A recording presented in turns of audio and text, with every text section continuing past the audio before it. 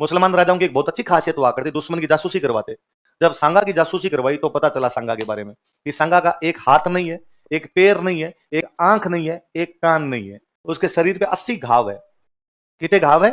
तो सांगा के बाबर के जो सैनिक थे उसने बाबर को कहा कि मूर्ख, वो जो सामने आदमी आ रहा है ना, उसके हाथ नहीं, पैर नहीं, आंख नहीं, कान नहीं, उसके बावजूद लड़ने आ रहा है, तो मिनखों में तो नहीं आता। सांगा, राणा सांगा, या हम कहते हैं इसी का नाम था संग्राम सिंह। क्या नाम था? ये भी रायमल का बेटा है भाई, लिख लो, पिता रायमल। पिता कौन है? रायमल। इसका मतलब पृथ्वीराज, जयमल और सांगा भाई है। तो रायमल जी के जो 13 बेटे थे ना, उन 13 में 3 मुख्य थे, पृथ्वीराज, जयमल और सांगा। जब रायमल जी जीवते थे तब इन तीनों भाइयों में आपस में लड़ाई होती कि पापा के मरने के बाद अगला राजा कौन बनेगा, और डेली लड़ते वहां पे। पृथ्वीराज के पापा के मरते मैं राजा बनूंगा, जयमल का एक बस पापा मरते मैं बन जाऊंगा। लेकिन रायमल जी ने कहा मांगता हूं मेरे सामने तो ये बात मत कर, सुबह शाम बात करते पापा मरेंगे तो राजा बनूंगा। तो यूं देवता के हाथ ही जोड़ रहे हो कि मरे मरते हम क्या बने। और इनके भाई कोई असर नहीं पड़े, वैसे वैसे आपस भाइयों में वाद विवाद हो। तो इनके एक अंकल थे, उन अंकल का नाम था सारंग देव। क्या नाम था अंकल का? सारंग देव नाम करके अंकल हुआ करते। और उन अंकल ने एक दिन कहा कि यार एक काम करते हैं, अपने किसी को हाथ दिखा लेते हैं, तुम्हारा भविष्य दिखा लेते हैं, और तुम्हारा भविष्य देख के कोई ना कोई बता देगा कि तुम में से अगला राजा कौन बने। तो कहा ठीक है। तो चित्तौड़ राजधानी थी, चित्तौड़ के पास में कोई माताजी का मंदिर था। उस माताजी के मंदिर में पूजा करने वाली महिला रहती थी, पुजारण हो गई, पुजारण हो गई। तो जो पुजारण माई थी वो हाथ देखती थी। तो कहा उस पुजारण माई के पास चलते हैं, वो हाथ देख के बता देगी कि तुम में से अगला राजा कौन बने। गए उस पुजारण माई के पास और पुजारण माई को जाके कहा कि पुजारण माई हाथ देख के 3 राजकुमार है, पृथ्वीराज, जयमल और सांगा, और हाथ देख के बता कि इनमें से अगला राजा। दिखाते ना ऐसे हाथ देखना, समझते हो? तो वैसे वैसे पृथ्वीराज, जयमल, सांगा गए और पुजारण माई को हाथ दिखाया। तो पुजारण माई ने तीनों के हाथ देख के कहा कि क्या करोगे तुम, पूछ के बाप के मरने के बाद एक आदमी को तो राजा बनना ही है, तो बन जाएगा, क्या पूछते हो ऐसे। और मैं अभी बता दूंगी तो फिर भाइयों भाइयों में मनमुटाव हो जाएंगे, ये बनेगा दो उसको मारने की कोशिश करेंगे। तो पृथ्वीराज बड़ा गुस्से था, पृथ्वीराज ने तलवार निकाली बार, फिलोसफी में झाड़, बता फालतू की झाड़ रही फिलोसफी। डोकरी गुस्सा आया, पर गुस्से में क्या करे, पृथ्वीराज तलवार लिए खड़ा था। डोकरी का और तो बस चला, डोकरी ने कहा तू तो नहीं बनेगा। पृथ्वीराज ने कहा कोई बात नहीं, 2 खड़े, इनमें से बता कौन बनेगा। तो उसने बेचारे डरते डरते कहा कि सांगा बनेगा। कौन बनेगा? और जैसे ही कहा सांगा बनेगा, पृथ्वीराज और जयमल टूट के पड़े, सांगा को लिया साइड में, सांगा कूटने लगे। सांगा की आंख फोड़ दी थी, सांगा की आंख नहीं थी, तो एक आंख इन दोनों भाइयों ने तोड़ दी थी, उसने फोड़ दी इन्होंने भाइयों ने। पर वो बेचारी पुजारण माई या अंकल सारंग देव जी जैसे तैसे बीच बचाव करके पड़े और सांगा का भाग यहां से। तो सांगा अपना घोड़ा लेके भागा वहां से। राजसमंद जिले में गांव पड़ता था सेवंतरी। कौन सा गांव था? वहां एक भगवान विष्णु का मंदिर था, रूपनारायण जी भगवान का मंदिर था। उस मंदिर में एक मारवाड़ का तीर्थ यात्री रुका हुआ था, बिदा जेतमालोत। कौन सा तीर्थ यात्री रुका हुआ? कोई अपने परिवार को लेकर तीर्थ यात्रा के लिए निकला हुआ मारवाड़ का एक बंदा था, और रात्रि विश्राम करने के लिए और रुक गया, आपके मंदिर के अंदर रुक गया। कौन से गांव में? सेवंतरी। कौन से गांव में? कौन रुका हुआ है? और सांगा मंदिर में जाता है, वो सांगा थका हुआ, घोड़ा थका हुआ, खून टपके, उसके प्यास लगी हुई। और वहां पर जब पहुंचा तो उसने बिदा जेतमालोत ने देखा कि यार कौन कैसे। उसने कहा मैं तो मेवाड़ का राजकुमार हूं, ऐसे भाई पीछे पड़े मैं इस चक्कर के अंदर आया हूं, तुम यार सहायता करो मेरी। तो बिदा जेतमालोत ने कहा सहायता तो क्या कर सकते हैं भाई, तेरे पीछे आएंगे, तो एक काम कर हमारा घोड़ा लेकर रवाना हो जा, और तेरे भाई जब यहाँ आएंगे तो हम उनको यहाँ पे रोक लेंगे, हम उनको यहाँ से आगे नहीं जाने देंगे, तेरे को थोड़ा टाइम मिल जाएगा, वो निकल जाएंगे और हम उनको बातें लगा लेंगे यहाँ पे। तो सांगा ने अपना घोड़ा छोड़ा, बिदा जेतमालोत कर घोड़ा लेके वहां से रवाना हो गया। पृथ्वीराज जयमल पीछे आए, तो उन्होंने देखा भाई सांगा घोड़ा वहां खड़ा, तो उन्होंने पूछा भाई ये घोड़ा यहाँ खड़ा है, बंदा कहाँ गया। तो उन्होंने कई तरीके कहा हमें नहीं पता कहाँ गया यार, हमने तो बाहर आए तो देखा घोड़ा ये बंदा और हमारा घोड़ा लेके और भाग गया, कौन आदमी था, तुम कौन। और उन दोनों को पता चल गया कि आदमी इनके साथ में मिला हुआ है, क्योंकि उन दोनों ने आगे जाने की कोशिश की तो बिदा जेतमालोत उनको रोकने का प्रयास करता है। तो वहां पे बिदा जेतमालोत और उसके परिवार के लोग और पृथ्वीराज जयमल के बीच में लड़ाइयां होती है। पृथ्वीराज जयमल बिदा जेतमालोत को मार देते हैं, लेकिन बिदा जेतमालोत ने इतनी देर तक रोक लिया था पृथ्वीराज जयमल को कि सांगा को वहां से आगे निकलने का मौका मिल गया था। क्योंकि सांगा यदि राजा बना था तो उसके लिए सिर किसने कटवा लिया था? बिदा जेतमालोत ने। कौन से गांव के अंदर? कि करवाड़ा दल जूंजियान करवाड़ा कटे संगो भोगे चित्रकूट सिर बिदा सटे। कि सांगा यदि चित्तौड़ का राजा बना था तो इसके लिए सिर देने वाला आदमी कौन था? फिर सांगा यहां से भाग के आगे श्रीनगर जाता है। अजमेर में एक जगह पड़ती है श्रीनगर, कश्मीर वाला नहीं। और यहां पर एक बंदा रहता था करमचंद पंवार। कौन बंदा रहता था? ये करमचंद पंवार मालवा वाले परमारों का वंशज है। किसका वंशज है? मालवा में परमार पढ़े थे हमने, मैंने बताया मालवा में परमार थे, बाद में तुर्क आ गए थे, तुर्क आ गए तो मालवा वाले परमारों का शासन वहां से समाप्त हो गया था, तो मालवा वाले परमार अपने राजस्थान आ गए थे। वो महपा पंवार, चाचा मेरा महपा पंवार है, वो मालवा वाले परमारों का वंशज है। ये श्रीनगर में जो करमचंद पंवार बैठा, ये भी मालवा वाले परमारों का वंशज था, ये यहाँ बैठा था। सांगा इसके पास आगे शरण लेता है और सांगा ने कहा कि भाई मुझे शरण दे, मेरे कभी अच्छे दिन आएंगे तो मैं तुझे रख लूंगा। तो करमचंद पंवार ने उसे शरण दे दी थी। तो सांगा को सेवंतरी गांव में बचाता कौन है? शरण कौन देता उसे? कौन से गांव में? श्रीनगर कहां पड़ता है? सेवंतरी कहां पड़ता है? राजसमंद कहां पड़ता है? लिखो, सांगा को शरण दी थी। अब सांगा चुपचाप गुपचुप तरीके से यहां पर बैठा हुआ है। इतने में सांगा को समाचार मिला कि उसका एक भाई जयमल सोलंकियों के खिलाफ लड़ता हुआ मरा। इतने में सांगा को समाचार मिला कि उसका एक और भाई पृथ्वीराज सिरोही गया था और उसके जीजाजी जगमाल देवड़ा ने उसके जहर के लड्डू खिला के मार दिया। सांगा के दो भाई खिलाफ थे, जयमल और पृथ्वीराज, दोनों मर गए। रायमल अभी तक जिंदा है, रहमल जी अभी तक जिंदा है। तो अब सांगा को पता चला मेरे दोनों भाई तो मर गए, तो सांगा ने वापस एंट्री की। उसने रहमल को जाकर डैडी मैं आ गया। रहमल जी ने पूछा कहां था इतने दिन तू? तो मैं श्रीनगर घूमने गया था। मुझे लगता है रहमल जी को लगा होगा उस वाले श्रीनगर गया होगा। अब रहमल जी के ढंग के बेटों में से यही बचा हुआ था। तो रहमल जी ने कहा भाई मेरे मरने के बाद राजा किसको बनाया जाए? सांगा। तो रहमल की मृत्यु के बाद राजा कौन बना? लिख लो, रायमल की मृत्यु के बाद, आफ्टर डेथ ऑफ रायमल, सांगा मेवाड़ का राजा बना। सांगा बिकम किंग ऑफ मेवाड़। सांगा मेवाड़ का राजा बना। सांगा बिकम किंग ऑफ मेवाड़।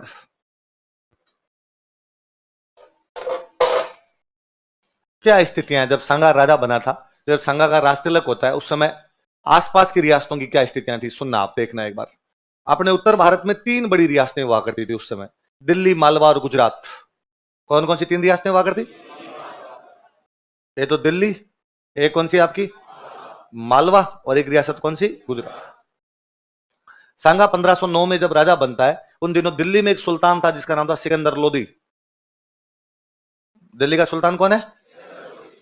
उन्हीं दिनों जो मालवा का सुल्तान है उसका नाम है नासिर शाह। मालवा के सुल्तान का नाम क्या है? और उन्हीं दिनों जो गुजरात का सुल्तान है उसका नाम है महमूद शाह बेगड़ा। क्या नाम है उसका? महमूद शाह बेगड़ा। तो मुझे याद है एक बार सवाल था कि सांगा जब राजा बना था तब दिल्ली का सुल्तान कौन था? तो दिल्ली का सुल्तान कौन था? तो कोई दिल्ली वाला पूछ सकता है तो मालवा गुजरात वाले पूछे जा सकते हैं। तो मालवा का कौन रहा था? नासिर शाह। और गुजरात का कौन था? महमूद शाह बेगड़ा। अरे महमूद बेगड़ा बड़ा राजा हुआ था। मतलब महमूद बेगड़ा के लिए वैसी बातें की जाती कि महमूद बेगड़ा खाने पीने का गजब का शौकीन था। सुबह सुबह उठते ही नाश्ते में बकरा खा जाया करता था। इतना ज्यादा वो यूं था कि 10 किलो दूध पीता, 10 किलो जलेबियां खाता, वैसे नाश्ता किया करता था महमूद शाह बेगड़ा। तो राजतिलक के टाइम में दिल्ली का सुल्तान कौन है? सिकंदर लोदी। मालवा कौन है? नासिर शाह। और गुजरात का सुल्तान कौन है? बताओ देखिए दोबारा, दिल्ली का सुल्तान कौन है? सिकंदर लोदी। मालवा का नासिर शाह। और गुजरात का? हालांकि सांगा की इन तीनों से लड़ाई नहीं, सांगा की इनके बाद में जो राजा बने थे उनके साथ लड़ाई हुई। जैसे सांगा दिल्ली में जिस आदमी से लड़ता है वो आदमी इब्राहिम लोदी। कौन बंदा है? तो सांगा की दिल्ली के कौन से सुल्तान से लड़ाई होती है? सिकंदर लोदी का बेटा राजा बनता है। सिकंदर लोदी के बेटे का नाम क्या था? तो इब्राहिम लोदी कहां का राजा? दिल्ली। आगरा राजधानी बन गई थी वैसे तो इनकी, और फिर भी दिल्ली सल्तनत ही बोला करते इसको। तो सांगा के और इब्राहिम लोदी के बीच में 2 लड़ाइयां होती है। कितनी लड़ाइयां होती है? पहले एक युद्ध होता है खातोली का युद्ध। कौन सा युद्ध है? खातोली कोटा में एक जगह पड़ती है। खातोली कहां पर पड़ता है? तो कौन सा युद्ध होता है आपके नाम बताओ देखिए? 1517 में। कब हुआ ये युद्ध? इसके बाद एक युद्ध और हुआ, बाड़ी का युद्ध। बाड़ी पड़ता है धौलपुर में। बाड़ी कहां पर पड़ता है? ये अगले ही साल युद्ध हुआ। अगले साल होगा तो कब होगा? 1518। तो सांगा के दिल्ली के सुल्तान इब्राहिम लोदी के बीच में 2 लड़ाइयां हुई। बताओ कौन कौन सी? खातोली का युद्ध और बाड़ी का। खातोली कहां पड़ता है? कोटा। बाड़ी कहां पड़ता है? सांगा ने दोनों युद्धों में इब्राहिम लोदी को हरा दिया। तो सांगा दिल्ली के कौन से सुल्तान को हराता है? इब्राहिम लोदी को। कौन कौन से युद्धों में? खातोली और बाड़ी। खातोली कब है? 1517। बाड़ी कब है? 1518। खातोली कहां पर पड़ता है? कोटा। बाड़ी कहां पर पड़ता है? ऐसे उतार लोगे, अलग अलग लिखूं? उतार। बैटल ऑफ खातोली और बैटल ऑफ बाड़ी।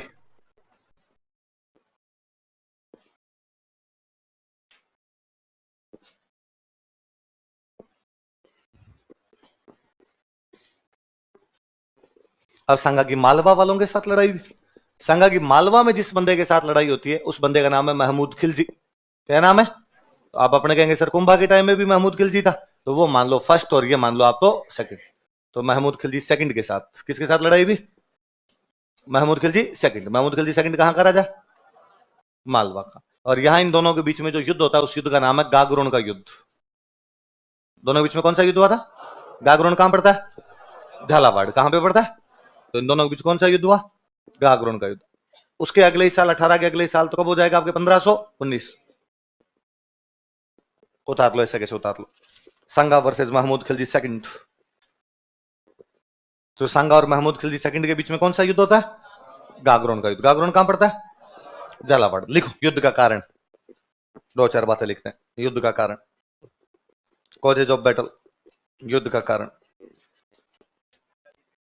यार रुक तो सही है। युद्ध के कारण, अच्छा एक तो दोनों साम्राज्यवादी राजा है। संगा भी अपने साम्राज्य का विस्तार करना चाहता है, महमूद खिलजी भी अपने साम्राज्य का विस्तार। लिख लो, दोनों अपने साम्राज्य का विस्तार करना चाहते थे। Both wanted to expand their empire. फिर मेवाड़ और मालवा वालों के बीच में लंबे टाइम से लड़ाई चल रही। कुंभा के टाइम से मेवाड़ मालवा लड़ रहे थे, कुंभा के टाइम में लड़े हैं, रायमल के टाइम में लड़े हैं, अब वापस लड़ाई होगी। तो लिख लो, मेवाड़ तथा मालवा में लंबे समय से दुश्मनी चली आ रही थी। 2 नंबर लिख लो, मेवाड़ तथा मालवा में लंबे समय से दुश्मनी चली आ रही थी। There had been a rivalry between Mewar and Malwa for a long time, for a long time. एक और सुनना, देखो बात, आपने ये मेवाड़ और मेवाड़ के पास में इधर लगता हुआ आपने क्या पढ़ता था? मालवा। कुंभा के टाइम में मालवा का जो सुल्तान था उसका नाम क्या था? महमूद खिलजी फर्स्ट। ताकतवर राजा था, कुंभा से भले ही हार गया हो पर वो बहुत ताकतवर राजा था। महमूद खिलजी फर्स्ट से लेके महमूद खिलजी सेकंड के बीच में जो राजा बने ये बड़े बेलखने हैं। ये गयास शाह, नासिर शाह, ये जो राजा थे इनमें किसी में भी शक्ति ज्यादा नहीं थी। जब ये शक्तिशाली नहीं थे तो इनके एक प्रधानमंत्री ने इनको नचाना शुरू कर दिया। मालवा में एक जगह पड़ती थी चंदेरी। कौन सी जगह पड़ती? चंदेरी। चंदेरी नाम की एक जगह पड़ती, और चंदेरी का एक बंदा था, उसका नाम था मेदिनी राय। चंदेरी के बंदा, उसका नाम क्या है? मेदिनी राय नाम करके एक बंदा है। इस मेदिनी राय ने इन मालवा के सुल्तानों को नचाना शुरू किया। वो प्रधानमंत्री बन गया मालवा का, और अब उसके जब जी में आता उसको राजा बना देता, जब जी में आता उसको राजा हटा देता। कि अभी गयास शाह को बनाओ, गयास शाह को हटा के नासिर शाह को बना दो, नासिर शाह को हटा के फलाना शाह को बना दो। हर बार अपने हिसाब से बना लिया करता। और अब उसने नया राजा बना दिया महमूद खिलजी सेकंड को। किसको बना दिया? महमूद खिलजी सेकंड भी यदि किसी की सहायता से मालवा का सुल्तान बनता है तो बंदा कौन है? मेदिनी राय। मेदिनी राय कहां का है? अब महमूद खिलजी सेकंड बना तो इसकी सहायता से, पर महमूद खिलजी सेकंड खुद ताकतवर आदमी है, तो बनने के बाद उसने इसकी बातें मानना बंद कर दिया। उल्टा महमूद खिलजी सेकंड को लगा कि ये बड़ा इंटरफेयर कर रहा है, तो उसने कहा तू रुक, मैं तुझे बताता हूं, और उसने चंदेरी पे कब्जा कर लिया। कहां पर कब्जा कर लिया? तो इस मेदिनी राय को भगा दिया, भाग यहां से, चंदेरी नहीं दूंगा मैं तेरे को आज के बाद में। तो मेदिनी राय भाग के आ जाता है संगा के पास। भाग के कहां जाता है भाई? मालवा के टच करता हुआ क्या लगता है? मेवाड़। मेवाड़ का राजा कौन है? संगा। दुश्मन का दुश्मन अच्छा दोस्त है। मालवा वालों का दुश्मन मेवाड़। चंदेरी के मेदिनी राय का नया नया दुश्मन कौन बना? मालवा। तो भाग के किसके पास आ गया? मेवाड़ वालों। और संगा ने मेदिनी राय को शरण दे दी और उसको रहने के लिए किला दे दिया, गागरोन। कौन सा किला दे दिया? गागरोन का किला संगा के पास में था, तो उसने चंदेरी के मेदिनी राय को कौन सा किला दे दिया? गागरोन। ये बात पता चली इधर महमूद खिलजी सेकंड को कि अपना जो दुश्मन है मेदिनी राय वो भाग के किसके पास गया? मेवाड़। और मेवाड़ वालों ने उसको कौन सा किला दे रखा है? इसलिए उसने कहा तू बोले पाताल में चला जा, मारूंगा मैं तुझे आके। तो गागरोन पर हमला कर देता है। कहां पर हमला कर देता है? अब जब उसने गागरोन पर हमला किया तो मेदिनी राय ने संगा की तरफ देखा। तो मेदिनी राय किसके पीछे कूद रहा है? संगा के। तो उसने कहा भाई ये आ गया और मेरी लड़ाई हो रही है। संगा ने कहा तुम वहीं रुक, मैं आ रहा हूं। तो संगा गागरोन जाता है और गागरोन जाके महमूद खिलजी सेकंड को हरा देता है। तो संगा और महमूद खिलजी सेकंड के बीच में युद्ध का तात्कालिक कारण कोई यह था, तो यह था कि संगा ने महमूद खिलजी सेकंड के एक विद्रोही को शरण दे दी थी। वो विद्रोही कौन है? मेदिनी राय। कहां का था? और संगा ने कौन सा किला दे दिया था? बोले पड़ेगी बात, लिखो। सांगा ने महमूद खिलजी सेकंड के विद्रोही चंदेरी के मेदिनी राय को शरण दी थी। इसलिए मेवाड़ और मालवा वालों के बीच में जो युद्ध हो रहा है, या सांगा और महमूद खिलजी सेकंड के बीच में जो युद्ध हो रहा है, वो युद्ध कहां पर हो रहा है? गागरोन। क्योंकि महमूद खिलजी सेकंड किसको कुचलने के लिए आ रहा है? मेदिनी राय। और मेदिनी राय कहां पर बैठा है? गागरोन। क्योंकि उसको गागरोन का किला किसने दे रखा है? सांगा ने। याद रहेगी बात। लड़ाई में सांगा महमूद खिलजी सेकंड को वापस हरा देता है। लाइन चेंज करके लिखना, कारण हो गए अलग से लिखो। इस युद्ध में सांगा ने महमूद खिलजी सेकंड को हरा दिया। Sanga defeated Mahmud Khilji second in this battle. Sanga का एक सेनापति हुआ करता हरिदास चारण। सेनापति का नाम क्या है? और हरिदास चारण महमूद खिलजी सेकंड को गिरफ्तार कर लेता है। ये भाग रहा था, भागते हुए हरिदास चारण पकड़ लिया, पकड़ के सांगा के दरबार में लाए। सांगा ने पूछा कौन हरी है? कैसा रही है? वो महमूद खिलजी सेकंड, ये भाग रहा था, हमने पकड़ लिया। किसने पकड़ा? कि साहब हरिदास चारण ने। और सांगा राजीवार सांगा ने कहा हरिदास जी आज के बाद मेवाड़ का राजा मैं नहीं हूं, आप हो। पूरा मेवाड़ आपको दिया। अरे राजा, अरे अरे साहब क्या बात कर दी, इतनी बड़ी बात, राजा तो आप ही रहोगे, छोटा मोटा इनाम दे दोगे। अच्छा पूरा मेवाड़ नहीं लोगे, चलो मैं 12 गांव देता हूँ आपको। कितने गांव देता हूँ? अरे पहले तो संगा पूरा मेवाड़ देने की घोषणा कर देता है, लेकिन बाद में हरिदास जी ने कितने गांव स्वीकार किए, तो उनका कितने गांव दे दो मेरे को? 12 गांव। तो कौन से सेनापति को 12 गांव दिए गए? किसको पकड़ने के कारण? हरिदास चारण ने महमूद खिलजी सेकंड को गिरफ्तार किया था।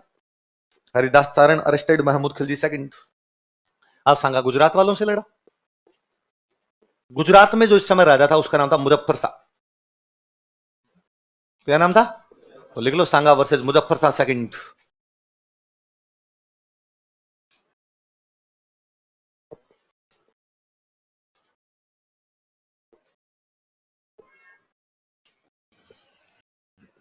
सांगा दिल्ली में किससे लड़ रहा है?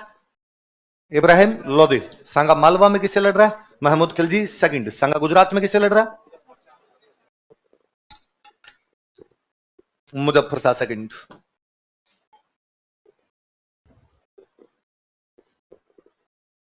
लिखो संघर्ष के कारण। मैं युद्ध बता दूंगा आगे कौन सा क्या हुआ था, एक बार सीधा लिखो अपने, संघर्ष के कारण, कॉजेज ऑफ स्ट्रगल। किनके बीच में लड़ाई क्यों हो रही है?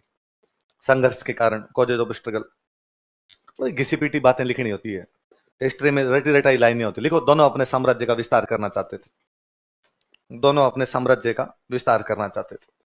अच्छा, एक रियासत को लेकर मेवाड़ गुजरात वालों के बीच में पहले से ठनी हुई थी, नागौर। भाई कुंभा के टाइम में नागौर पे इन्होंने कब्जा कर लिया था, और शम्स भाग्य किसके पास चला गया था? गुजरात। तो गुजरात वालों का यह मानना था कि शम्स हमारे पास है, नागौर हमारा है। कुंभा का मानना था मैंने इनकी सहायता की, मैंने कब्जा किया तो मेरा है। तो नागौर को लेकर तनातनी चलती थी। मेवाड़ वाले कहते नागौर से टैक्स हम लेंगे, गुजरात वाले कहते नागौर से टैक्स हम। लिखो, नागौर को लेकर मेवाड़ तथा गुजरात में लंबे समय से दुश्मनी चली आ रही थी।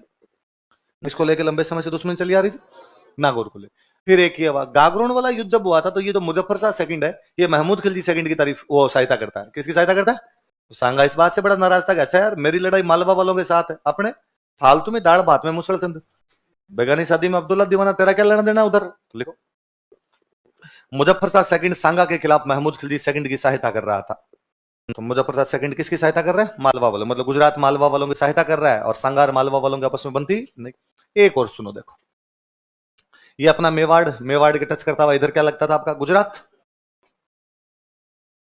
ये मेवाड़ मान लो, ये इधर गुजरात। यहां गुजरात और मेवाड़ के बीच में एक छोटी सी रियासत थी जिसका नाम था ईडर। कौन सी रियासत थी? अब तो ईडर गुजरात का पार्ट है ना, ईडर गुजरात राज्य के अंदर आ गया। पहले गुजरात रियासत अलग हुआ करती और ईडर रियासत अलग। और ईडर अपने जोधपुर वाले राठौड़ों की रियासत थी। मारवाड़ के राठौड़ों में से एक भाई कहां बस गया था जाके? ईडर। तो ईडर राजस्थान का पार्ट माना जाता था। ईडर में दो बंदे आपस में लड़ पड़े। एक बंदे का नाम था भारमल, एक बंदे का नाम क्या था? एक बंदे का नाम था रायमल। तो ईडर में कौन कौन राजा बनना चाहते हैं? भारमल और रायमल। ये जो भारमल था, ये भाग के चला गया मुजफ्फर शाह के पास। किसके पास चला गया? इसने मुजफ्फर शाह को जाकर कहा, भाई मुजफ्फर शाह, तू मेरी सहायता कर और मेरे को राजा बना दे, और मैं राजा बन जाऊंगा, तू जैसे कहेगा वैसे कर लूंगा। मुजफ्फर शाह को लगा ठीक है, यदि अपने पड़ोस में जो भी राजा है वो अपना डम्मी हो, पड़ोस में जो भी राजा हो अपना कठपुतली हो, पपेट हो, तो ठीक रहता, अपने जैसे कहेंगे वैसी बातें मानता रहेगा। तो मुजफ्फर शाह सेकंड गुजरात से आया, उसने आगे ईडर में राजा किसको बना दिया? भारमल। तो बेरोजगार कौन हो गया? रायमल की शादी की हुई थी सांगा की बेटी के साथ। रायमल की शादी किससे की हुई थी? तो सांगा की बेटी और रायमल दोनों भाग के कहां पर आएंगे? मेवाड़। और सांगा की बेटी ने आगे पूरी बात बताई, ए डैडी, इनको तो आजकल नरेगा पे जाना पड़ रहा है, हमारी तो हालत खराब कर रखी है। सांगा ने कहा किसने किया भाई ये सब? तो कहा भारमल ने किया। भारमल को कौन हेल्प कर रहा है? तो मुजफ्फर शाह। तो सांगा ने कहा रुको मार रहा हूं। तो सांगा ईडर पर अटैक करता है। ईडर का राजा कौन है? पर भारमल किसके पीछे कूद रहा है? तो उसने मुजफ्फर शाह कहा कि भाई वो आ रहा है, रायमल का ससुर आ रहा है, क्या करना है मेरे को? मुजफ्फर शाह ने कहा वहीं बैठा रहे, मैं आ रहा हूं, डर थोड़े लगता है आपने को। तो मुजफ्फर शाह आ गया ईडर। अब ईडर में कौन कौन मिलकर लड़ रहे हैं? भारमल और मुजफ्फर। सांगा ने दोनों कूटा, और सांगा ने राजा किसको बनवा दिया वहां पे? रायमल। हालांकि थोड़े दिनों बाद रायमल मर ही जाता है। रायमल मर गया तो ये भारमल सांगा के पास गया। इसने कहा मैं भी रिश्तेदार तो लगता हूं, ऐसे क्या करते हो यार, कभी मेरी सहायता करो। तो रायमल के मरने के बाद गुजरात का राजा सांगा बाद में किसको बनवा देता है? लेकिन भारमल रायमल की लड़ाई में सांगा ने किसका साथ दिया था, और भारमल का साथ कौन दे रहा था? तो ईडर वाले युद्ध के अंदर सांगा गुजरात वालों को हरा के आता है। तो कोई पूछेगा सांगा और गुजरात के बीच में युद्ध का कारण कौन सी रियासत बन गई थी? ईडर। कौन सी बन गई थी? 4 नंबर लिखो, ईडर का उत्तराधिकार संघर्ष, succession struggle of Idar. Idar का उत्तराधिकार संघर्ष, सक्सेशन स्ट्रगल ऑफ ईडर। कहां पर पड़ता है ईडर? अब तो गुजरात में आता है। ईडर का उत्तराधिकार संघर्ष। और ऐसे कैसे उतार लो जैसे मैंने लिख रखा है, कौन कौन सा राजा किधर से हेल्प कर रहा है आपको याद रहेगा। ईडर का उत्तराधिकार संघर्ष, तो इसको आप ईडर का युद्ध भी कह सकते हैं और ईडर का उत्तराधिकार संघर्ष भी कह सकते हैं। कुल मिला के संगा दिल्ली के कौन से सुल्तान को हराता है, इब्राहिम लोदी। कौन कौन से 2 युद्धों में, खातौली का युद्ध और बाड़ी का। सांगा मालवा की कौन से सुल्तान को हराता है, महमूद खिलजी सेकंड। कौन से युद्ध में, सांगा गुजरात के कौन से सुल्तान को हराता है, मुजफ्फर सेकंड। कौन सी रियासत के झगड़े में, ईडर। याद रहेगा। कुल मिला के सांगा ने उत्तर भारत में जितने राजा उन सबको पीटा है। दिल्ली, मालवा, गुजरात कोई भी उसके सामने लड़ नहीं पा रहे। ये वो समय था, लोदियों में 3 राजा बने थे अपने भारत के अंदर, बहलोल लोदी, सिकंदर लोदी, इब्राहिम लोदी। ये लोदी अफगान थे। लोदी कौन थे, और अफगानों में एक व्यवस्था थी कि इनमें राजा वाजा वाला कुछ नहीं होता, बड़ा छोटा कुछ नहीं, सब बराबर है। ये कोई नहीं कि मैं तुर्रम खाऊं, मैं तेरे से बड़ा और मैं तेरे से नीचा, और ऐसा कुछ नहीं था। सारे के सारे क्या माने जाते, बराबर। तो बहलोल लोदी पहला राजा बना था जब अफगानों में। तो बहलोल लोदी बहुत सिंपल बंदा था, डाउन टू अर्थ था। वो राजा बन गया था, फिर भी कभी सिंहासन पर नहीं बैठता, वो बेचारा नीचे ही बैठता।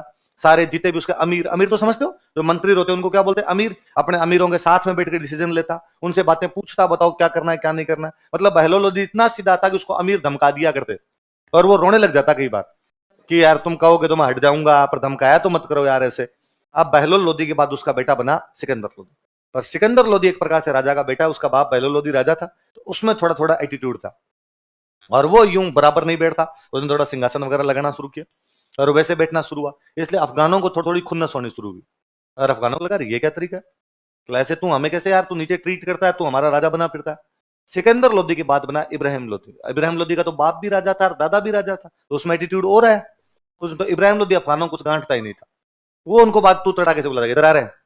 अफगानों लगता है मैं तेरा चाचा लगता हूं, तो ऐसे तू तड़ाके से कैसे बोल सकता है। तो इब्राहिम लोदी के 2 चाचा इससे नाराज हो गए, आलम खान लोदी और दौलत खान लोदी। कौन कौन नाराज हुए, आलम खान लोदी और दौलत खान लोदी। और वो इब्राहिम लोदी को हटाना चाहते हैं, और उन्होंने इब्राहिम लोदी को हटाया कैसे जाए। ये वो टाइम था जब भारत पर एक आक्रमणकारी बार बार आक्रमण कर रहा था, बाबर। कौन कर रहा था, और सुनो देखो, बाबर उज्बेकिस्तान का रहने वाला था। बाबर कहां का रहने वाला था, उज्बेक था बाबर, उज्बेकिस्तान का रहने वाला था। और इनकी राजधानी हुआ करती समरकंद। राजधानी कौन सी थी, उज्बेकिस्तान का एक शहर है समरकंद, वो इनकी राजधानी हुआ करती। बाबर वहां का उज्बेक है। उज्बेकों में एक नस्ल होती है मुगल। उज्बेकों की नस्ल कौन सी है, मुगल। तो बाबर उज्बेक, और उज्बेकों में भी कौन सा उज्बेक है, वो मुगल है। तो बाबर मुगल था। समरकंद उनकी उज्बेकों की या मुगलों की मुख्य राजधानी है। समरकंद में राजा बन गया बाबर का चाचा। कौन बन गया, बाबर का चाचा। और उसने बाबर को पीट पाट के निकाल दिया वहां से। तो बाबर बेचारा समरकंद से भागा, तो उज्बेकिस्तान से इधर अपनी तरफ आएगा तो अफगानिस्तान। तो अफगानिस्तान में काबुल के पास में एक छोटी सी जगह पड़ती है फरगना। कौन सी जगह थी, तो बाबर कहां पर कब्जा किया बैठा था, और फरगना बहुत छोटा सा था, फरगना से किसी की पार नहीं पड़ सकती थी। बाबर के दिमाग में एक ही चीज कि मेरे को क्या वापस कब्जे में लेना है। अब बाबर, समरकंद का राजा कौन बना, उसका चाचा। अब बाबर फरगना से जाए, समरकंद पर हमला करे, चाचा फिर पीट दे, फिर बेचारा भाग के आ जाए। थोड़े दिन में फिर इधर उधर से थोड़ा बहुत सामान जुटाए, वापस उधर जाए, वो फिर पीट दे। अब हालात ये हो गई कि बाबर के समझ में आ गई कि समरकंद की तरफ तो जाते ही मार खानी पड़ेगी, समरकंद की तरफ तो अपने जा नहीं सकते। तो अब अफगानिस्तान के एक साइड में उधर तो पड़ता है समरकंद, इधर पड़ता है इंडिया, क्योंकि अफगानिस्तान के इधर पाकिस्तान है, पाकिस्तान तब इंडिया का पार्ट हुआ करता। तो अपने इधर तो इंडिया मान लो, उधर क्या मान लो, उज्बेकिस्तान। उज्बेकिस्तान में उसकी पार नहीं पड़ रही, तो उसको लगा यार कहां हम लेके जाए अपने इंडिया। फिर खाने के लिए कुछ ना कुछ तो किया जाए, तो उसने अपने इंडिया पर हमले करने शुरू किए। इंडिया का मतलब पाकिस्तान, जो पाकिस्तान वाला टुकड़ा है वहां पर हमले करने शुरू किए। पंजाब, पाकिस्तान में भी कौन से इलाके में, पंजाब। पंजाब हरा भरा प्रदेश था, खुद के वहां काबुल में फरगना, वहां तो कुछ होता नहीं था, मंगते एकदम बुरी तरीके से हालत खराब थी, खाने को दाने हुआ नहीं करते थे। तो लगा यार खाएं क्या, तो कहा इधर पंजाब पर हमले करो। पंजाब अपना हरा भरा प्रदेश था, तो इसने पंजाब पर 4 अटैक किए। कितने अटैक किए, और बेचारा आता वैसे था, भागा भागा आता, यहां पर अटैक किए, छोटे मोटे किसानों के 5-7 थप्पड़ वप्पड़ मारे, किसी के जीता लूट सकता था तो लूटा, और वापस फरगना भाग गया। थोड़े दिनों में वो खाया पिया, उधर समरकंद की तरफ फिर हमला किया इसने, यहां से थोड़ा लूट के गया, चाचा ने फिर पीटा, फिर आ गया। फिर लगा अब क्या खाएं, वापस पंजाब की तरफ आया, यहां से थोड़ा बहुत जो मिला लेके वापस गया, वापस थोड़े दिन बिताए, फिर समरकंद की तरफ हमला करता, चाचा फिर पीटता, फिर आ जाता। इसकी बेचारे की दिनचर्या खराब हो रखी थी पूरी दिनों। पंजाब पर 4 हमले कर चुका था। कितने हमले कर चुका, दिल्ली और आगरा में सुल्तान बना कौन बेटा, इब्राहिम लोदी। इब्राहिम लोदी के चाचा उससे नाराज। आप देखो संयोग देखो, बाबर का चाचा बाबर को उधर नहीं घुसने दे रहा, इब्राहिम लोदी के चाचा इब्राहिम लोदी को यहां हटाना चाह रहे हैं। मतलब चाचा 420 है दोनों तरफ। वो जो इब्राहिम लोदी के दोनों चाचा थे, आलम खान लोदी और दौलत खान लोदी, उन्होंने बाबर के पास मैसेज किया। बाबर कहां बैठा हुआ है, उन्होंने कहा क्या रे बाबर, क्या छोटे छोटे हमले करता है, पंजाब पे आया हाथ लगा के भाग गया, क्या लाइन टच करता है कबड्डी की। दिल मंगे मोर कभी आ गया, आप पंजाब से थोड़ा आगे बढ़, हम तेरी सहायता करेंगे, चिंता मत कर। और तू तो इब्राहिम लोदी को मार दे, और तू दिल्ली आगरा की तरफ आ, इब्राहिम लोदी को मार दे, दिल्ली आगरा में तेरे को खूब धन मिलेगा। और इब्राहिम लोदी को मार देगा तो हम तो बन जाएंगे दिल्ली आगरा के राजा, और तेरे को क्या मिल जाएगा, धन। तो बाबर ने कहा पक्का यार तुम साथ दोगे, तो ये नहीं हो कि मैं आऊं तुम साथ नहीं दो। अफगानों ने कहा हम तैयार हैं, हम तो इस इब्राहिम लोदी को हटाना चाहते हैं, ये बड़ी दादागिरी दिखाता है। तो बाबर उधर से आगे बढ़ता है, पंजाब से आगे बढ़ने की हिम्मत करता है। अब पंजाब से आगे बढ़ेगा तो अपना क्या आएगा, हरियाणा। इब्राहिम लोदी को पता चला कि बाबर आलम खान लोदी, दौलत खान लोदी के बुलाने पे हरियाणा की तरफ आगे, दिल्ली की तरफ आ रहा है, तो बेचारा आगे बढ़ा। अब आप दिल्ली से इधर जाओगे तो हरियाणा, वो पंजाब से आएगा तो हरियाणा, इसलिए इन दोनों के बीच में लड़ाई होती है पानीपत। कहां होती है, पानीपत का पहला युद्ध। इब्राहिम लोदी लड़ता है, पर बेचारे के चाचा ही साथ नहीं, परिवार ही साथ नहीं, घर वाले बाबर से जाके मिल गए, तो इब्राहिम लोदी न केवल हारता है बल्कि लड़ता हुआ मारा जाता है। सल्तनत का एकमात्र राजा जो युद्ध में लड़ता हुआ मारा गया था, वो राजा कौन था, इब्राहिम लोदी। उसके भाई सर्वस्व का सवाल आ गया था ना भाई, अब तो हार या जीत का मतलब था कि दिल्ली पे कब्जा, तो बेचारा खुद ही लड़ा जाके, और खुद लड़ा तो उस युद्ध में लड़ता हुआ मारा गया। तो बाबर ने कहां पर कब्जा कर लिया, दिल्ली और आगरा। भाई लोदियों के पास दो बड़ी जगह थी, कौन कौन सी, दिल्ली और, तो दिल्ली और आगरा कब्जा कर लिया। अब शर्त क्या थी, बस दिल्ली आगरा में धन मिलेगा, वो तो कौन ले लेगा, बाबर। और राजा किसको बना देगा, दौलत खान और आलम खान को। पर बाबर का यहां आने के बाद में मन बिगड़ गया, उसको दिल्ली आगरा में इतना धन मिला, इतना भयंकर धन मिला कि उसकी साथ पुश्तों ने नहीं देखा था। वो एकदम मंगती कौम से आए हुए, वहां से रुपए देखे हुए थे नहीं। यहाँ पे जब रुपए देखे उसने भयंकर, तो वो गया ही नहीं वापस, तो उसने कहा मैं यहीं रहूंगा। वो अपनी डायरी में लिखता है, अब हमें दिल्ली की गरीबी फिर नहीं चाहिए, अब हमें काबुल की गरीबी फिर नहीं चाहिए। क्या मैं काबुल वाली गरीबी के अंदर वापस है, उसने कहा लिचड़ पड़ने वाली जिंदगी खूब जिली, अब ऐस करेंगे यार, अब अपने दिल्ली और आगरा के अंदर रहेंगे। कहते बाबर को यहाँ पे इतना धन मिला था, इतना ज्यादा धन मिला था कि उसने काबुल के हर एक आदमी को एक एक चांदी का सिक्का दिया था। कितना रुपया मिला होगा उसको दिल्ली और आगरा से। अब लोदियों का राज खत्म, और दिल्ली और आगरा पे मुगलों का राज आ गया। किसका राज आ गया, मुगलों का राज आ गया। दिल्ली और आगरा पर जब उसने कब्जा किया, तो आगरा के पास में किला पड़ता है बयाना। कौन सा किला है, उसने बयाना पे कब्जा कर लिया, बयाना अपने राजस्थान की तरफ। जब उसने बयाना पे कब्जा किया तो संगा के कान खड़े हुए, और सांगा को लगा कि अच्छा मतलब तुम इधर राजस्थान की तरफ आने का प्रयास करोगे। तो सांगा इधर से चित्तौड़ से बयाना की तरफ जाता है। किधर जाता है, उसको यह था कि नहीं ये आगरा तक की टेरिटरी मेरी है, और यहां तक मैं टैक्स लेता हूं। इवन उसने इब्राहिम लोदी के दिल्ली के आसपास तक के 200 गांवों पर कब्जे कर रखे थे। इब्राहिम लोदी को सांगा कुछ समझ ही नहीं रहा था। सांगा मतलब जब जी में आता तब दिल्ली के आसपास के गांवों से टैक्स लिया करता। उसने 200 गांवों तक वहां पर कब्जा कर रखा। लेकिन जब बाबर ने बयाना पर कब्जा किया, तो सांगा ने कहा भाई रुक तू, मैं आ रहा हूं इधर। बाबर ने अपना एक बंदा बयाना के किले में बिठा रखा था, उस बंदे का नाम था मेहंदी ख्वाजा। बंदे का नाम क्या था, तो मेहंदी ख्वाजा ने बाबर के पास आगरा मैसेज किया कि भाई इधर से कोई संगा नाम का एक आदमी है, और वो युद्ध करने के लिए आ रहा है, सेना बड़ी बता रहे हैं उसकी, तो तू बता मैं किला खाली करूं, किले में बैठा रहूं, और मुझे नहीं लगता पार पड़ेगी। तो बाबर ने कहा रुक तुम वहीं रुक, अपने किला खाली नहीं करना, मैं और सेना भेज रहा हूं। तो बाबर अपना एक सेनापति और भेजता है यहाँ पे, सुल्तान मिर्जा। कौन सेनापति भेजता है, अब बयाना के किले की रक्षा के लिए बाबर की तरफ से कौन कौन दो बंदे, मेहंदी ख्वाजा और सुल्तान मिर्जा। किसके खिलाफ लड़ना है इन दोनों को, संगा। संगा गया, संगा दोनों को पीटा। किस किसको, मेहंदी ख्वाजा और सुल्तान मिर्जा। तो कौन से युद्ध में, लिखो बयाना का युद्ध, बैटल ऑफ बयाना।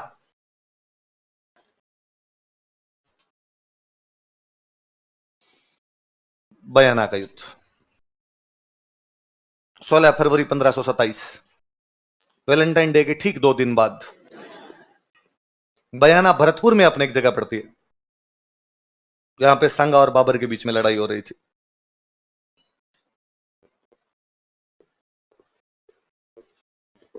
तो ये बेचारे वापस भाग के गए, मेहंदी ख्वाजा और सुल्तान मिर्जा। इन्होंने बाबर को कहा कि यार पीट दिया, हमने तेरे को कहा था किला खाली कर देते हैं, उस किले पे तो उसने क्या कर लिया, कब्जा कर लिया।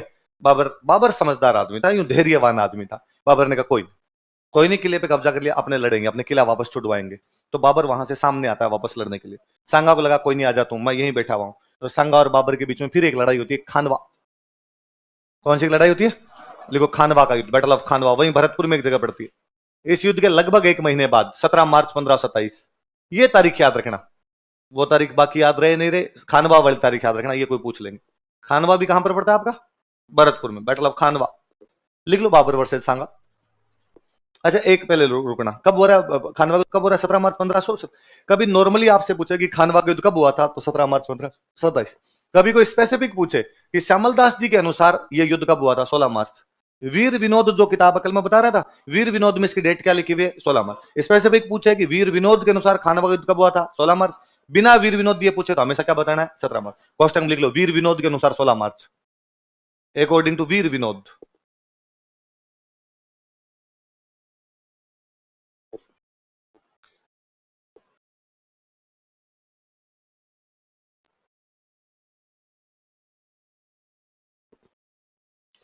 किस किस के बीच में हो रहा है? संगा और बाबर। लिखो युद्ध के कारण, ये बड़ा युद्ध था तो इसके कारण वगैरह पढ़ते हैं अपने।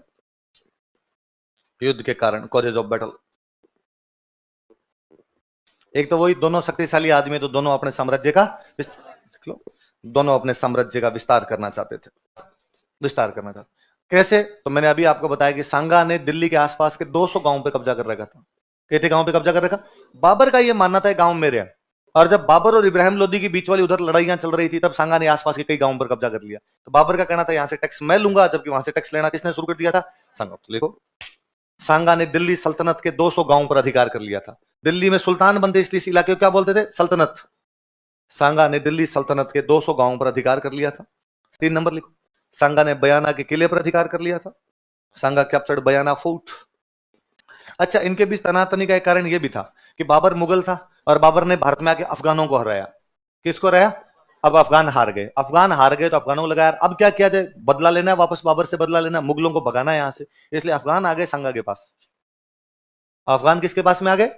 दुश्मन का दुश्मन। अफगानों का नया नया दुश्मन कौन बना है? बाबर। बाबर का दुश्मन कौन है? सांगा। तो अफगान और सांगा आपस में क्या है? स्वाभाविक मित्र। तो अफगान मतलब इब्राहिम लोदी का खुद का भाई यहीं पर आ गया था सांगा के पास, महमूद लोदी। इब्राहिम लोदी का भाई कौन था? महमूद। तो सांगा, बाबर इस बात से भी गुस्से में था कि यार सांगा ने मेरे दुश्मनों को सहायता की, और बाबर सांगा इनके साथ में गठबंधन बना रहा था।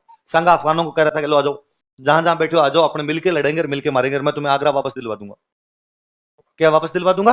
अफगानों ने कहा ठीक बात है, तो लिखो, सांगा अफगानों के साथ गठबंधन बना रहा था। Sanga was making an alliance with Afghans. एक ये मुख्य मुख्य कारण तो ये है कि दोनों अपने साम्राज्य का विस्तार करना चाहते हैं। सांगा दिल्ली के आसपास के 200 गांवों पर कब्जा कर लेता है। बाबर नाराज है इस बात से, तो उसने बयाना का किला बाबर से छीन लिया। वो तनातनी है और अफगानों की वो क्या कर रहा है? सहायता कर रहा है। उनको कह रहा है मैं तुम्हें आगरा वापस दिलवा दूंगा। तो बाबर इस वजह से भी नाराज है। एक कारण बाबर अपनी डायरी के अंदर लिखता है। बाबर की डायरी है जिसका नाम है बाबरनामा। क्या नाम है? वो डायरी है, डेली डायरी है, डेली मेंटेन करता था उसको। तो अपनी डायरी के अंदर एक बात लिखता है। वो लिखता है कि जब मैं फरगना में था, जब मैं बता रहा था मैं कौन सी जगह थी? फरगना। कि जब मैं फरगना में था, कहां गया? वो लिखता है कि जब मैं कहां पर था? फरगना। जब मैं फरगना में बैठा था तो एक दिन सांगा ने मेरे पास लेटर भेजा। किसने लेटर भेजा? सांगा ने मेरे पास लेटर भेजा कि भाई बाबर, तू फरगना से इंडिया और अपने दोनों मिलके इब्राहिम लोदी से लड़ेंगे। किससे लड़ेंगे? इब्राहिम लोदी से। क्योंकि यार इब्राहिम लोदी मुझे डेली डेली तंग करता रहता है और मेरी इब्राहिम लोदी के खिलाफ पार नहीं पड़ रही। तू आजा, अपने दोनों मिलकर इब्राहिम लोदी से लड़ेंगे और इब्राहिम लोदी को मार देंगे, और तू दिल्ली और आगरा रख लेना। ऐसा कौन लिखता है? बाबर लिखता है कि मुझे भारत में किसने बुलाया? सांगा ने। किसके खिलाफ? इब्राहिम लोदी के। और वो कहता है कि मैं आ गया सांगा के कहने पे।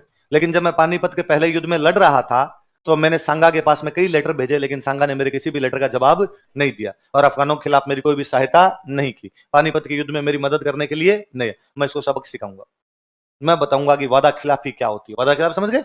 मेरा प्रॉमिस तोड़ा है इन्होंने और मैं इसको वचन भंग करने का सबक सिखाऊंगा इसको। ऐसा बाबर लिखता है। ऐसा कौन लिखता है? ये बात बाबर के अलावा किसी ने नहीं लिखी। उस समय के न तो किसी भारतीय इतिहासकार ने इस बात को मेंशन किया कि सांगा ने बाबर को बुलाया था, न कोई फारसी इतिहासकार इस बात को लिखता है। बाबर की साइड वाला कोई इतिहासकार भी इस बात को नहीं लिखता कि बाबर को भारत में किसने बुलाया था? सांगा। उल्टा सब ये लिखते हैं कि बाबर को भारत में बुलाने वाले थे आलम खान लोदी और दौलत खान लोदी। कौन कौन थे? और फिर इस बात पर वैसे भी हंसी आती है कि बाबर लिखता है कि सांगा ने मुझे इब्राहिम लोदी के खिलाफ बुलाया और सांगा ने मेरे पास लेटर लिखे कहा कि इब्राहिम लोदी मुझे तंग करता। ये इब्राहिम लोदी जिसको उसने 2 बार खातोली और बाड़ी में भगा भगा के मारा, 17 और 18 में। पानीपत तो हुआ है 26 में। उससे पहले तो पीट चुका था उसको। तो ये बाबर केवल अपने आप को जस्टिफाई करता है कि बाबर को जब यहां सांगा पर अटैक करना था तो अपनी डायरी में लिखता है कि भाई मैं सांगा पर अटैक करने क्यों जा रहा हूं। तो कहता मुझे सांगा नहीं बुलाया था। किसने बुलाया था? सांगा ने। बाकी उसको सांगा नहीं बुलाया, उसको किसने बुलाया? आलम खान लोदी और दौलत खान लोदी। एक लिख लो, पर ये कारण माना जाता है। एक कारण ये और लिखो, बाबर ने सांगा पर वादा खिलाफी का आरोप लगाया था। बाबर ने सांगा पर वादा खिलाफी का आरोप लगाया था। Babur blamed Sanga for violating promise. अब भाई खानवा के मैदान में दोनों आमने सामने आके बैठे हुए, एक तरफ बाबर बैठा हुआ, एक तरफ कौन बैठा हुआ? सांगा। बाबर के पास सेना कम थी, सांगा के पास में सेना ज्यादा थी, पर बाबर को कॉन्फिडेंस था। बाबर के पास में तोपें थी। क्या थी? नॉर्थ नॉर्थ इंडिया में, उत्तर भारत में पहली बार को तोप लेके आया था तो बाबर। बाबर से पहले नॉर्थ इंडिया की किसी भी लड़ाई में बारूद का प्रयोग ही नहीं हुआ था। अपनी लड़ाइयां तलवार, भाले और तीर कमानों की थी। तीर कमान लड़ेगा, भाले से भाले वाला लड़ेगा और तलवार से तलवार वाला लड़ेगा। पहली बार ये बंदूक और तोपे यदि कोई लेके आता है उत्तर भारत के अंदर, बारूद कोई लेके आता तो वो कौन बंदा था? बाबर। यहाँ पे तोपे लेके आ गया था, उसे कॉन्फिडेंस था कि यार तोपों से मार देंगे अपने, तो वो अपनी कम सेना के बावजूद खानवा के अंदर आके बैठता है। इधर संगा बैठा हुआ सामने अपनी बड़ी सी सेना लेके। कई दिन दोनों ने तैयारियां की, आपस में महीने भर का टाइम मिला। बयाना और खानवा के बीच महीने भर का टाइम। महीने भर के टाइम के बाद मान लो इसे खानवा हुआ है 17 मार्च को, तो 16 मार्च को बाबर ने अपने सारे सैनिकों को इकट्ठा किया और बाबर ने अपने सैनिकों को कहा कि सैनिकों, कल अपने संगा के खिलाफ लड़ेंगे और कल दुश्मन को बता देंगे कि हम क्या चीज है। हाउस द जोश। सबने कहा लो सर। कैसा है? लो रखा है। क्यों, क्या बात हुई? बाबर के सैनिक युद्ध लड़ना नहीं चाहते थे, वो खानवा के युद्ध में भाग लेना नहीं चाहते थे। सैनिकों के साथ में दो प्रॉब्लम। एक तो बाबर जब सैनिकों को अफगानिस्तान से लेके आया था, फरगना से लेके जब आया था, तब उनको उसने सैनिकों को यह कह के इकट्ठा किया था कि अपने भारत चलेंगे, भारत चल के अपने इब्राहिम लोदी को हराएंगे, इब्राहिम लोदी को हराने के बाद अपने दिल्ली और आगरा को लूटेंगे और दिल्ली और आगरा से मां आपके लिए धन और महिलाएं लाएंगे। क्या क्या लेके आएंगे? धन और महिलाएं। यहां सुनने की बात है, आप सोचिए कितनी क्रूर सोच है। जब आज तालिबान वालों को देखते हैं कि उस साइड के लोग अभी तक भी उतने क्रूर पड़े, तब लगता है कि बाबर और कितना क्रूर रहा होगा यार। उस साइड के लोग कितने वैसे दरिंदे टाइप के रहे होंगे कि सोच ये है कि वहां चलेंगे और वहां से क्या लेके आएंगे? महिलाएं लेके आएंगे। तो फौजी बेचारे इस चक्कर में आए थे कि वहां लूट का धन मिल जाएगा और साथ में क्या मिल जाएगी? महिलाएं। अब यहां आने के बाद में बाबर को इतना ज्यादा धन मिल गया कि उसका जाने का मन ही नहीं किया। अब बाबर तो नहीं जाना चाहता, पर बेचारा जो फौजी अपना घर छोड़ गया वो तो जाना चाहता है। और फौजी को लगता था 26 में आए थे 27 आ गया, कितने दिन तक गाने गाएंगे, संदेश आते हैं, घर तो जाना पड़ेगा वापस। इसलिए फौजी एक तो घर जाना चाहते हैं। दूसरा, इस पिछले 1 महीने के दौरान मुसलमान राजाओं की एक बहुत अच्छी खासियत हुआ करती, दुश्मन की जासूसी करवाते। जब सांगा की जासूसी करवाई तो पता चला सांगा के बारे में कि सांगा का एक हाथ नहीं है, एक पैर नहीं है, एक आंख नहीं है, एक कान नहीं है, उसके शरीर पे 80 घाव है। कितने घाव है? तो सांगा के बाबर के जो सैनिक थे, उसने बाबर को कहा कि मूर्ख, वो जो सामने आदमी आ रहा है ना, उसके हाथ नहीं, पैर नहीं, आंख नहीं, कान नहीं, उसके बावजूद लड़ने आ रहा है, तो मिनखों में तो नहीं आता, डाकी है। उसके बावजूद वो तेरे से लड़ने आ रहा है, तो इसमें तेरा घाटा उसका, और मर जाओगे फालतू में। और उसने कहा कि इस आदमी की हमने अब जासूसी कराई तो पता चला कि आज दिन तक इसके सामने जो आया उनको भगा भगा के मारा इसने। और पूछ अपने मेहंदी ख्वाजा और सुल्तान मिर्जा से, इनका तो पूरा वीडियो पड़ा है, इनकी धोतियां खोल ली थी थोड़े दिन पहले उसने। क्यों मरवाने जा रहा है यार फालतू में, और क्यों लड़ाई कर रहा है आपने? बाबर को लगा मामला हिल गया, और यदि फौजी लड़ेंगे नहीं तो अपने लड़के क्या करेंगे? तो बाबर अपने फौजियों को जोश दिलाने के लिए एक शानदार सा भाषण देता है, और बाबर कहता है कि तुम्हें क्या लगता है कि बाबर खुद के लिए लड़ता है? सैनिकों का दिख रहा है। तुम्हें क्या लड़ता है? बाबर साम्राज्य विस्तार के लड़ता है कि हाँ, फरगना से यहां और तो किस लिए आए हो? गुलगुले खाने तो आए नहीं, साम्राज्य विस्तार करने आए हो। और सैनिकों ने कहा कि साहब हमें सब पता है, आपको खुद का साम्राज्य विस्तार करना है, खुद को धन चाहिए इसलिए लड़ाई कर रहे हो। और बाबर ने कहा कि तुम गलत सोचते हो। बाबर ना खुद के लिए लड़ता है, ना अपने साम्राज्य विस्तार के लिए लड़ता है, बाबर इस्लाम के लिए लड़ता है। ये मजहब की लड़ाई है, ये जिहाद है। ये क्या है? जो धर्म के लिए लड़ाइयां होती उनको क्या बोला करते थे? बाबर ने कहा बाबर जिहाद के लिए लड़ता है। अल्लाह ताला ने बाबर को फरमाया है कि धरती के इस छोर से लेकर उस छोर तक, पहाड़ों, मैदानों, मरुस्थलों, घाटियों में सब जगह इस्लाम की पताका फहराई जाए। बाबर इसलिए आया है। यदि तुम लोग लड़ोगे तो वेल एंड गुड, यदि तुम लोग नहीं लड़ना चाहते तो ये मत समझना कि बाबर नहीं लड़ेगा, बाबर कल अकेला लड़ेगा। बाबर यदि जीत गया तो बाबर गाजी बन जाएगा। क्या बन जाएगा? जैसे योद्धा जो धर्म के लिए लड़ाई लड़ते उनको क्या बोलते? धर्म वाली लड़ाइयों को तो क्या बोलते? जिहाद। और जो धर्म के लिए लड़ते उनको क्या बोलते? तो बाबर यदि जीत गया तो बाबर गाजी बन जाएगा, और बाबर यदि नहीं भी जीता तो अभी बाबर को जन्नत नसीब होगी, और जन्नत में बेहतर हुरे बाबर का इंतजार कर रही। लड़ाई करवाने के लिए ये काम थोड़े ठीक थे। हिंदू भी ऐसा कहते, हिंदू कहते हैं कि जो युद्ध में लड़ते हुए मरते हैं वो स्वर्ग जाते हैं। कहां पर जाते हैं? और स्वर्ग में अप्सराओं का डांस हो रहा है, स्वर्ग में सोमरस की नदियां बह रही है। एक मुसलमान कहते युद्ध में जो लड़ता हुआ मरता है वो जन्नत जाता है, और जन्नत में बेहतर हुरे हैं, बेहतर परियां उसका इंतजार कर रही है। मुझे लगता है यार उस स्वर्ग का या जन्नत का लिंगानुपात कितना अच्छा है। एक आदमी पे बेहतर लुगाई है, सेक्स रेशियो भयंकर बढ़ा हुआ है वहां का, विमेन एम्पावरमेंट है अपने आप में। तो बाबर ने वैसा भाषण दिया उनको कि भाई यदि मैं जिंदा रहा, मैं जीता, तब तो क्या बन जाऊंगा? गाजी। मर भी गया तो मुझे क्या नसीब होगी? जन्नत नसीब होगी। थोड़ा यूं मजहब की इस प्रकार की बातें की तो सैनिकों में थोड़ा जोश आया, धर्म की ऐसी बातों से जोश आया। तो बाबर को लगा मामला थोड़ा ठीक है। एक कोई फौजी साहब थोड़ा दिमाग लगा दे, फौजी साहब खड़े, फौजी साहब ने कहा रुक रुक रुक, अरे भाई रुक, एक बात, भाषण बाद में देना, एक बात सुन। तू ये कह रहा है कि मजहब की लड़ाई है, अल्लाह की लड़ाई है, धर्म की लड़ाई है, तो अल्लाह ताला तो ये भी फरमाते हैं कि शराब पीना हराम है और दारूडी है। बाबर सारे दिन पिया हुआ रहता था, एनी टाइम बाबर नामा पढ़ लो, जगह जगह उसके दारू के अलावा कोई वर्णन नहीं है। वो जगह जगह लिखता है आज मैं सुबह सुबह खड़ा हुआ और शरीर टूट रहा था भयंकर, फिर मुझे लगा यार 2 एक लिटिल लिटिल ले लेने चाहिए। दोपहर में मेरे पीने की कोई भी मूड में नहीं थी, पर रिश्तेदार आ गए, अब रिश्तेदारों को सूखा खाना तो क्या ही खिलवाया जाए, उनके चक्कर में मैंने 2 पैक लिए। शाम को तो थोड़ा मौसम ही ठंडा हो गया था, शाम होती इसलिए फिर मैंने 4 पैक लगा ली। पूरे दिन पिया हुआ रहता। और बाबर जब ये भाषण दे रहा था तब भी उसके हाथ में गिलास था। ऐसा भाषण आदमी पी के दे सकता है? तो किसी ने कहा अल्लाह ताला ये भी फरमाते हैं कि मुसलमान के लिए शराब पीना हराम है, दारूडी है, सारे दिन शराब पीता है, तेरे लिए मजहब की बातें करना बहुत बुरी बात है, तू तो ये धर्म का नाम मत लिया कर। और बाबर ने अपना गिलास फेंका। बाबर ने कहा बाबर कसम खा रहा आज के बाद शराब के हाथ नहीं लगाएगा। लोगों ने कहा सर वो अंदर पेटी पड़ी है। बाबर ने कहा बाहर लाओ सारी फेंक दो। बाबर ने शराब की बोतलें तोड़वा दी थी सारी की सारी। एक साहब और खड़े और उन्होंने कहा बाबर एक बात और सुन, कुरान शरीफ ये भी कहती है कि किसी भी मुसलमान राजा को मुसलमान व्यापारी से कर नहीं लेना चाहिए, मुसलमान राजा को मुसलमान व्यापारी से कर। और बाबर एक टैक्स लिया करता, तमगा। कौन सा टैक्स लेता? तो यार तू ये इस्लाम की बातें कैसे कर सकता है, तू मुसलमानों की बातें कैसे कर सकता है? बाबर ने कहा बाबर प्रतिज्ञा करता है कि आज के बाद किसी भी मुस्लिम व्यापारी से तमगा कर। इस युद्ध से पहले बाबर युद्ध को क्या करार देता है? क्या नहीं पीने की सौगंधें खाता है? और कौन सा कर हटा देता है? किससे लिया जाता था? लिखो।